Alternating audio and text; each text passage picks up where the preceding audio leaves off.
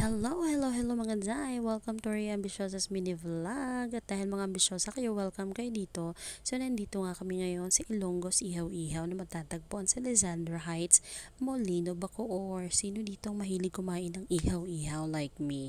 O, diba? Dumayo lang kami dito para lang kumain ng ihaw-ihaw. So, ito yung mga menu nila. Meron sila dito. Wait lang, ayusin ko yung boses ko.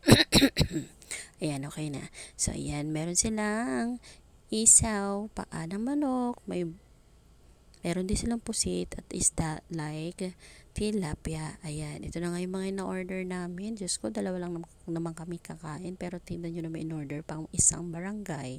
So, ito na nga, niluto na nga ni Kuya. At sabi ko, Kuya, pakabilisan kasi ang sarap na ng amoy. Usok pa lang ulam na. Charot.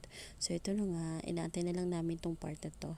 So, meron din silang pang malakas ng sisig. At itong the best sa kanila, meron silang sausawan at tsakba, balik-balikan nyo.